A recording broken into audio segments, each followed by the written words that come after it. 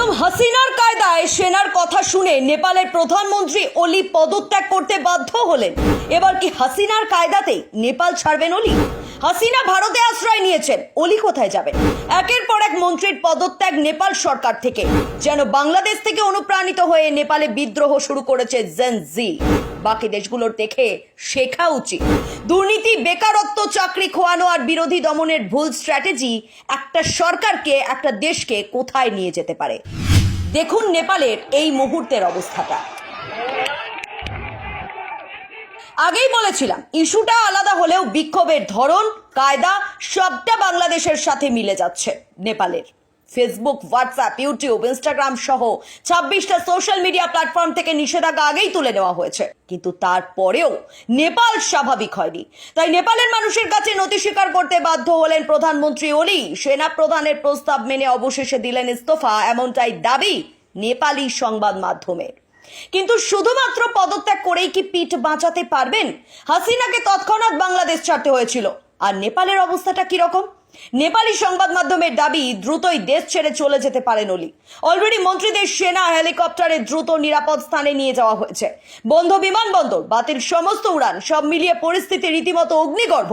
গণবিদ্রোহের আগুন নেপালে যেন ক্রমেই ভয়ঙ্কর হয়ে উঠছে। নেপাল থেকে যতগুলো খবর আসছে তার মধ্যে কিন্তু এটাও শোনা গেছিল নেপালের অর্থমন্ত্রীকে নাকি মারধর করা হয়েছে। সংসদ ভবনের সমস্ত গেট খুলে দিয়েছে সেনা, ঢুকে পড়েছে উন্মত্ত জনতা। ছবিটা যেন হুবহু মিলে যাচ্ছে বাংলাদেশের সাথে। তাহলে কি হাসিনার যা হয়েছিল ঠিক তেমন অবস্থা হবে ওলির? গোটা বিশ্ব দেখেছিল কিভাবে বাংলাদেশের সরকারকে নির্বাচনবিহীনভাবে ক্ষমতাচ্যুত করা হয়েছিল, আর তারপর সেখানে অন্তর্বর্তীকালীন সরকার ক্ষমতায় এসেছিল। এখন নেপালেও একই অবস্থা ঘটছে বলে মনে করছেন বিশেষজ্ঞদের একাংশ। পরিস্থিতি যে এরকম একটা দিকে গড়াতে পারে সেটা আঁচ করা গেছিল তখন, যখন একের পর এক মন্ত্রী পদত্যাগ করছিল নেপাল সরকার থেকে। স্বরাষ্ট্রমন্ত্রী থেকে শুরু করে কৃষিমন্ত্রী আর শেষে প্রধানমন্ত্রী।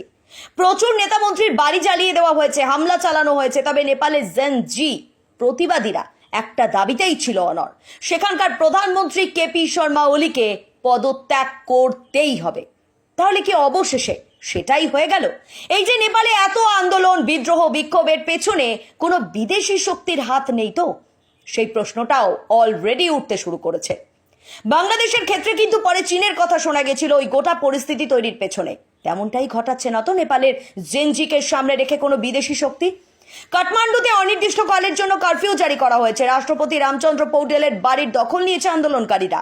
প্রধানমন্ত্রী কেপি ওলির বাড়ি লক্ষ্য করে ইট বৃষ্টি। এর মধ্যেই খবরটা এসেছিল প্রধানমন্ত্রী ওলির পদত্যাগের।